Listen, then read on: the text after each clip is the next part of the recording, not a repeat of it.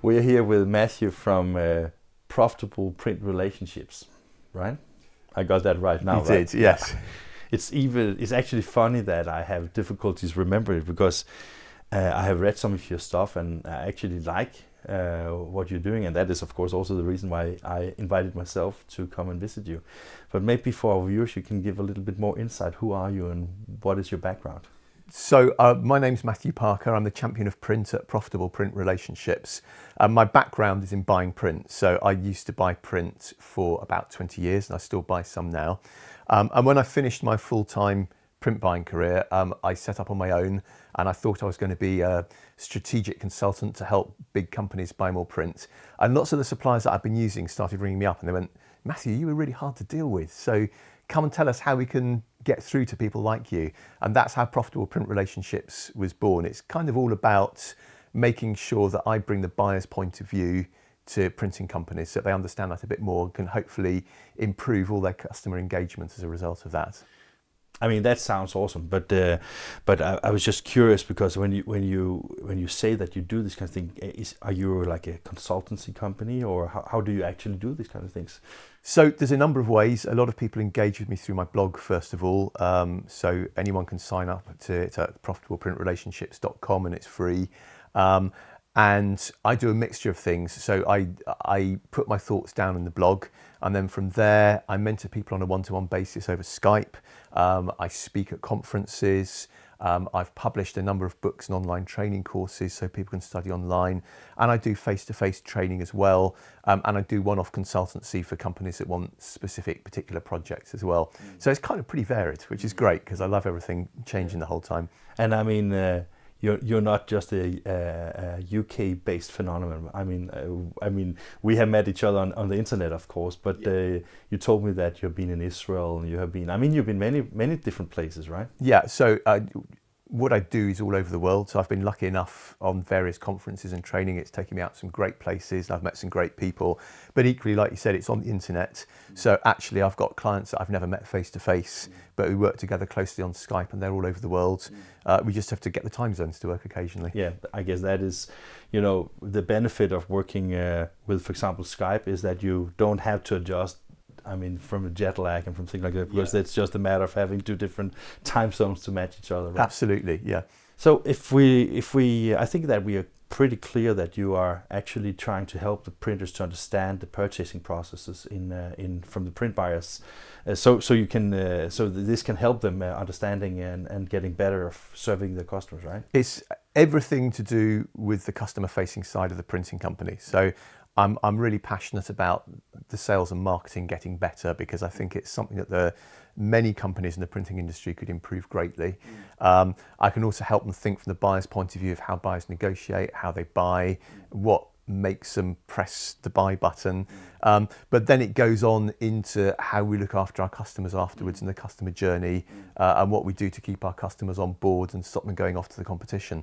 So that whole piece is, as long as it's about talking about the customer, then that's where I think I can help the printing industry. One of the things that I read, if I don't remember wrong, is also that you're talking also about the added value and actually getting a print higher in the value perception of customers. Is that true? Or? Yeah, absolutely. Because one of the issues that I see at the moment is that we tend to sell print, and print's been commoditized. And we can all buy business cards for, cheaper every year online.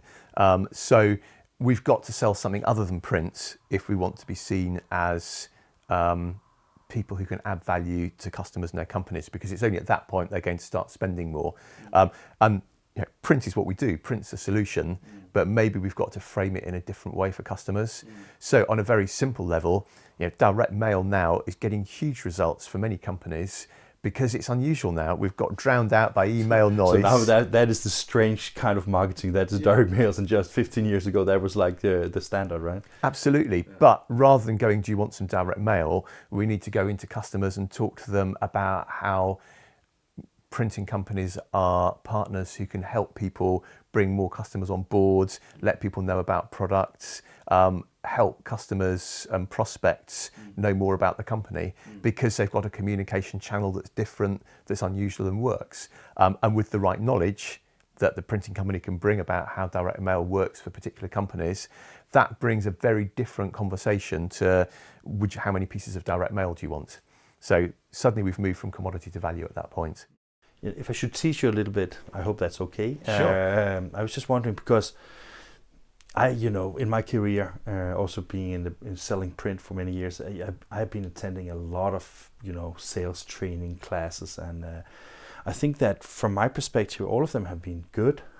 But then I tend to forget. See, I couldn't even remember your company name from the start. I was just wondering, when you go and do these conferences and you interact with the customers, I guess they probably pay you some money to teach them things that they believe they need, and I think I'm sure that you're great at it. But do you think that people can, take your tools and turn them into actions and make it operational? Yeah, absolutely. I wouldn't do it if people couldn't do that. So, I'm sure you've been on sales training where people are kind of given like 4-page spreadsheets to fill out about prospects. How you do and how you make the phone calls, how you script your... But yeah, I got wiser with age, I tell you. I've also seen ones where people have gone, right, here's your prospect, you fill out a 4 or 5-page spreadsheet about these. And in real life, no one does that, or very rarely. So I don't teach rocket science. I teach simple strategies that people can use and that they can put into practice the next day. And I don't think I'm teaching anything that's groundbreakingly new, but what I'm doing is I'm framing it for the print industry. They're strategies that I've used myself in my business. I know they work for other printing companies. I've seen people put them into use. The key thing is to get people to do it. So I'd say that we get a lot of people who go away and put it into action, and there's some people who just go back and start doing what they always did. And if you're going to go on training, if you're going to go on learning, then you've got to be prepared to go and do something with it afterwards. Otherwise, there was no point in you doing it. But what I try and do is make sure that people have an action plan after they've learnt with me, that they know what they're going to do next. And when I'm mentoring people on Skype, then I keep them accountable. Yeah. And we go through, here's what you're going to do in the next 2 weeks before we talk again. And then we review, what have you done? Were there any barriers? What's been successful?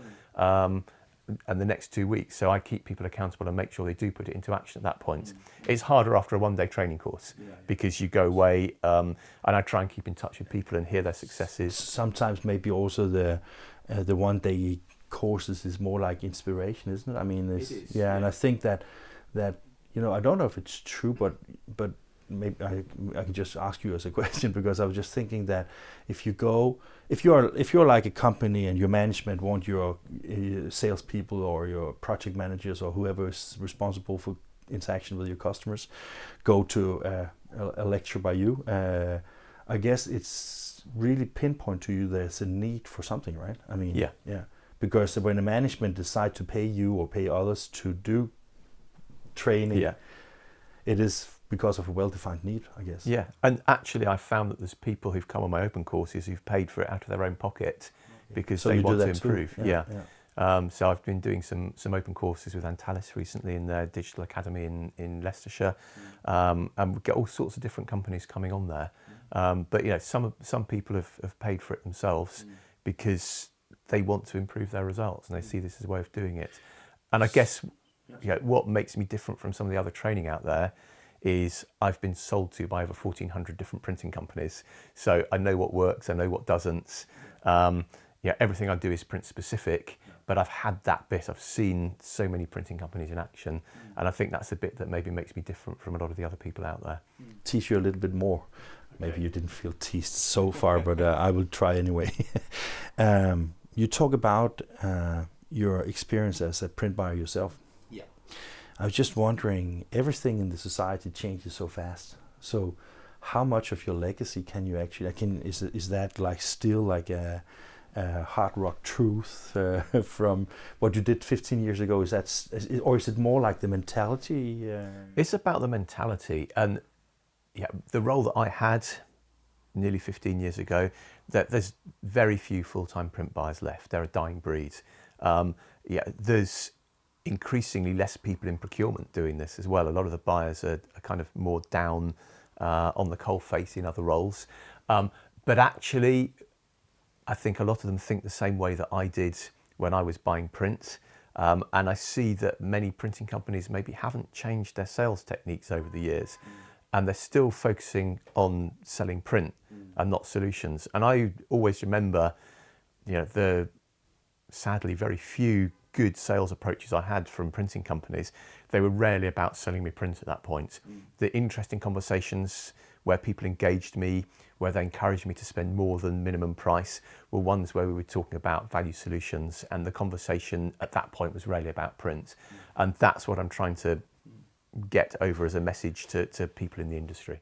No, I was just thinking, Matthew, that in some of the mega trends, if you can say that, in the printing industry is also to buy online, to self-service, to I even think that some printing companies, though they may suffering from not enough work, they are still considering downsizing the sales department because it's expensive. Results goes ups and downs. So I'm working with one of the leading trade printers in the UK, and the interesting bit there is, yes, people come and buy online, but the reason that they stand out and they keep their customers is the offline bit, and the fact they still have conversations with their customers and they want to interact with their customers in as many different ways as possible. And actually, the message still has to be the same sometimes, even though you may be putting it through different channels. And we need to think about the customer experience as they go online as well. And as someone who's used to buying print, but also thinks about it from a non-technical perspective as well, there's quite a lot we can bring to that bit. But the interesting bit there is the fact that they still need to communicate with people offline. Because it has to be personal. It still has to be one-to-one for the best relationships to work. So basically, you didn't say that, but now I'm just trying to put word in your mouth. Because are you saying that online print is, there's some customers that they never require, or they think they don't require or need salespeople or guidance or anything like that, and that kind of market will be so commoditized that they will just take it. And where the printing companies can be really profitable is that though they have an online strategy, they still have people involved in selling higher value product. Is that, do you understand my point? Or? Yeah. So there's the online piece, but actually the most successful relationships that are built online have that personal element as well. Even though it's online sales. Even though it's online, yeah. So I don't want to say too much about what they do, because I don't want to give ideas to their competitors. No. But we live in a multi-channel world. Yeah. So in the same way that we don't want to do everything over the phone, we want to send information by email. When it comes to ordering online, actually some of the best communication needs to be done over the phone, or even face-to-face sometimes to build that. We can't rely on just one channel. It may be that we're moving from the first prime mover channel being face-to-face to being online, but lots of people still want to talk and want to get advice on what they're doing, and it's harder to do that online. Yes, you can do it with instant chat, but you can't get that same level of relationship going. So I think there's still very much a place for face-to-face sales. And I mean, I guess that if salespeople get a higher value because they are taught how to be better salespeople, I think that the question about whether it's too expensive to have salespeople will become really, really secondary, or even further down the road. Because I mean, if you have salespeople that don't perform, of course they are just expenses, right? But when you employ people, you have an expectation that they become profitable and at least pay their own salary and fill up the machinery. And so two of the other things that I teach that I think are really important is, one is I do a workshop called How to Stop Buyers Choosing on Price. The first 2/3 of the day is about creating a message for customers. And that's a message that can be used in face-to-face sales, but it should also be used online, in brochures, on direct mail, in all the ways we approach the customers.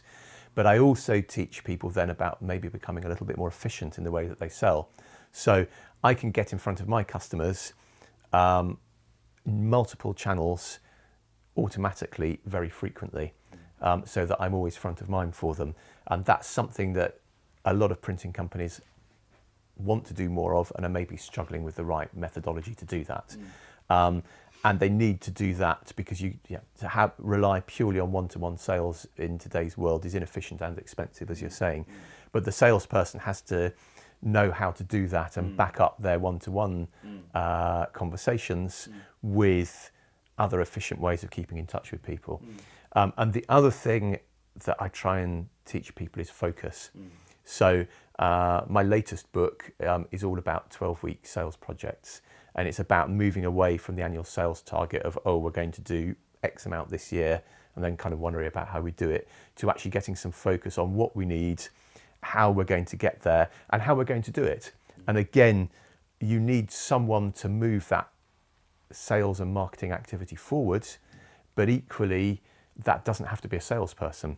So for some smaller printing companies, it might be the managing director or one of the senior managers doing that, and it won't necessarily be them ringing up customers and cold calling every day. They may have a different way, but they still need a project with a focus to make sure they win that new business, because most printing companies are going to lose 15 to 20% of their customers year on year, which is quite scary when you think about it. Now, hopefully it's going to be the small customers, but you've always got to be getting in new business to replace what's tailing off.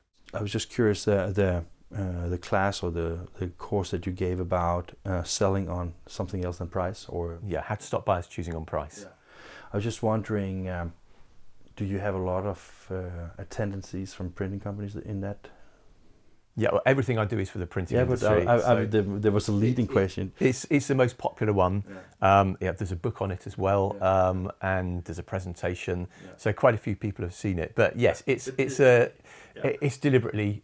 But I was just asking, is that because is it because too many printing companies, in your opinion, is focusing on prices? Yeah. So as a buyer, I think I was actively encouraged to buy on price by a lot of printing companies. They may not have been doing that consciously. They started giving you a good offer, and then they discounted their own offer. They started off by making the conversation all about price. They may not have meant to, but in the course and in the book, we explore different ways in which many print salespeople are making the conversation about price and then complaining that buyers only choose on price. When actually I think as a buyer, I was the one who was encouraged to buy on price a lot of the time. So I used to run a lot of printing tenders at one point in my career. And that was based on price 100%, wasn't it? Well, here's the interesting thing, Morten. Okay, so at the end of each tender, there was a specification there. It wasn't just price, because we needed companies with the right capabilities as well. So the tender covered all that. But at the bottom of the tender, there was a paragraph which said we also actively encourage people who are tendering to come up with other ideas on how you can help us work more efficiently and save us cost. And there's a big difference between cost and price. And if it was a new company who didn't know me, I used to ring them up and I said, read that paragraph and think about it. Because what that means is I'm happy to spend more money with you. You come up with another solution, I spend more money with you. If it makes me more efficient, I'm fine with that. But that's also because you in that company that you worked for were, I was in quotation say, allowed by your management to actually say that efficiency also has a price, right? Or because I was just thinking that if you were not involved with anything that was regarding making your company more efficient, but it was only numbers, it was only spreadsheets, it was only target prices, then that term would have been difficult to take into consideration. Most companies look at the wider cost aspect than just price, unless they're buying business cards or don't say anything bad about business cards. Business cards are great. But let's go back to the tenders a moment. So over the years, I had a lot of companies approaching me with their tender bids. How many, and I did this for about 6 years, how many companies do you think actually approached me with a new idea on how we could work more efficiently and they could get some more revenue out of it? When you actually started saying that you had that paragraph, my head was spinning around zero. I got 2 out of that whole time. And I was saying to printing companies, come on, sell more to me, make some more money out of me, that's fine.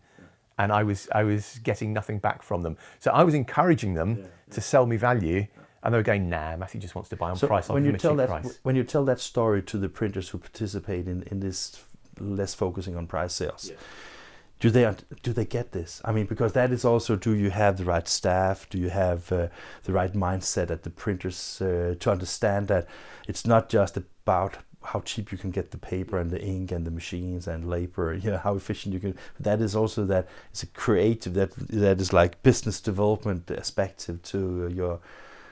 I mean, do they get it or? Yes, they do. Yeah, and it takes me a little bit of time. Maybe they can make it operational as well. That requires a bit of a mindset shift, but yeah, I give them a way to do that. That's actually a very easy way to implement. And I've taken people through that process. They've done it successfully, and it's changed their message. So it can be done. But I think a lot of the printing industry at the moment, the mindset is all the buyer is interested in is in price. So therefore they sell on price. And if we believe that, it becomes a vicious circle, doesn't it? And we end up with an ever more price-driven industry. Yeah, it does. It requires a shift in mindset. But there are companies that are doing it well and are managing it. One of the interesting things is that print management companies, and they're fairly commoditized now, but there's a lot that are offering a bit more than that. They are successfully selling into customers and making a profit before they're buying the print or after they're buying the print. Now, why can't printing companies do that? And yes, it's partly because the print management companies are buying efficiently, but then they're making 15-20% profit on that. Why can't printing companies do that? And they can if they think in the right mindset and they go to the right type of customer as well. So you're always going to struggle on the professional print buyer. You're always going to struggle with the professional procurement person. But most people who buy print aren't in those positions. I always check this out at workshops. And very few people have most of their customers as professional procurement people. And nobody has most of their customers as professional print buyers. It's funny that you mentioned this because one of the films that I'm most proud of on INKISH is actually made by, we filmed it with Ravindra Parisnis, who is the CEO or president of Federation of Printers in Sweden. Because they made a survey with 2,000 companies over a 7 years period to try to identify which types of printing companies and binderies and brokers and large format and commercial printers and fine printers and bookshops and things like that, and to place them in a chart to see who can actually both make value, create value, add value, as well as things like that. And the print broker was the number one in that one. And that, I think what you say is right, that they may be more focused on the sales and the process and added value, but I also think that the freedom and liberty to basically go for the customer's need rather than what you have of equipment is something that is, it must be really difficult to have a £5 million printer in your in your garage and then it's not used because people are demanding something that it can't produce. I mean, it must be really terrible. It must be really hard, but then go and create something with it that people want. And generally it's around. One of the other issues I have at the moment is that if people spend that much on presses, there's often a tendency in some cases to buy the press and then wonder how you're going to fill it. And something that I wonder about is should all printing companies be focusing so relentlessly on growth? Why not stay the same size, keep the same revenues, but fire the bottom 10-15% of your customers every year, the least profitable ones, and get new, more profitable customers in. And then you wouldn't have the same race to the bottom at that point. Yeah, that sounds like a very good advice. And I think that is probably the easiest one to actually do and the hardest one to make the decision about. Yeah. But if we stop focusing on the revenue and start focusing on the profit, then it should be an easy... Yeah. And it's where the 12-week sales plan comes in, because then you're laser focused on the right type of customer. You have to know what products and what customers make you money in order to get the profits up at that point. Otherwise it's, if you're just going for more of the same customer, then you're going to struggle a bit. But I think you can grow profits without having to grow revenues. That's awesome. I like that. And that doesn't mean we shouldn't invest in equipment still. No, of course, but it just needs to focus. And I don't know if you read anything of what I've been writing, but my mantra for what I try to also with INKISH and in my writings, not just in the films but also in the writings, is to make sure that people understand that you should focus on value rather than price. I read them because I've shared some of yours on social media. Oh yeah, you have. Great I articles. forgot about it. Thank you. Yeah. I actually forgot, but now I remember. But I only share things I really believe in. So thanks a lot. And I think that the printing industry, there seems to be like some people who's really focusing on price in order to grow, grow revenue at least, right? And then there's a few like normally I don't mention so many names, but like I don't know them as a company, but I know them as a brand, Moo, here in the UK. Yeah. I think, I mean, to have a business that is so focused on what they do and seem to have a very good recognition from the market, and still growing, and maybe also make money, I don't know. But it's just like, you know, it's two different worlds. The commodity printers who just turn revenue to have size, and then you have like the specialists that turn in products that, in my opinion, has a much higher value proposition for the end customers. I mean, that's what I try and teach people in the printing industry, and we haven't always been good at it. No. One example is bringing web to print, which had huge values to customers, and the print industry taught me that I shouldn't value web to print because they all offered it to me for free. So, it devalued it, not just in what it was worth in paying for, but in actually its value to me as a system. And I know that some companies have managed to turn that tide very well now, but there's a lot out there with web to print that's just gathering dust on their shelves because they're not sure about how to sell it, and yet it's got such big advantages to the buyer. So, Matthew, where can people meet you? Where are you in the nearby future? Okay, so first of all, please connect with me on LinkedIn. You'll find me there if you search for Matthew Parker and Prints. Connect with me on Twitter @PrintChampion. I'm there as well. We will put this in the text as well. Fantastic. Okay, that's great. That was more. I mean, you said that you were going to D-Scoop, right? Yeah, so I'll be in the near future. I'm going to D-Scoop in Vienna. Canon are running a big event in Oslo at the end of August, and I'll be speaking there on both days. I'm doing 2 workshops with Antalis in Leicester on the... Sometimes in July, wasn't it? 18th and 19th of July. So on the 18th of July, I'm talking more about value selling, and we're putting some practical strategies in. And on the 19th of July, I'm teaching people about how to use social media to win new customers. Yeah, because I mean, we just forgot to talk about that, but you got a business model on the net that I really hate and I like at the same time. Okay. Because basically you say that you have a very, very intriguing teaser text for something that is really interesting to me, and before you can read it, you have to sign up for a newsletter or a link with you.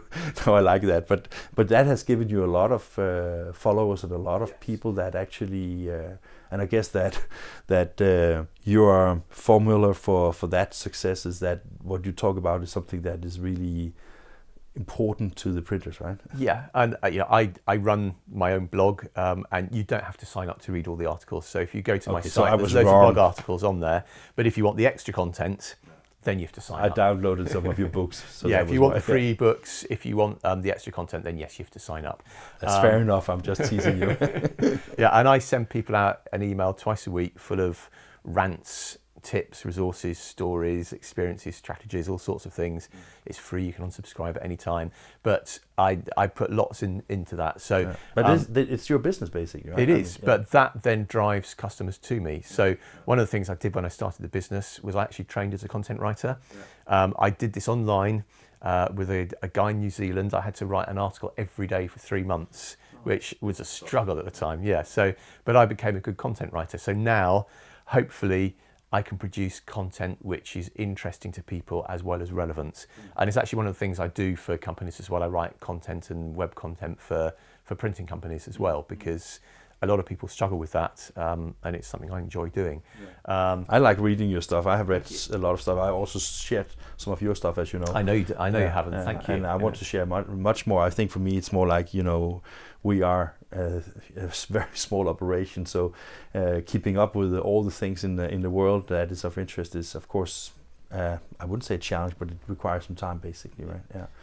And I really appreciate that you take time. I know that you're busy, and maybe you even think it was crazy of us driving from Manchester down here. But great. I'm delighted you've done it. I'm really honoured to be featured on the INKISH TV channel. So, but I am so happy that you are on it. So that's really and me great. too. So it's great. So once more, Matthew, thank you very much for taking time to talk to us. I am, as I already said, so proud of having you on INKISH TV. I hope we can do a lot more things in the future together. And thank you very much. This has been great, and I've really enjoyed our conversation. So thanks, Morten.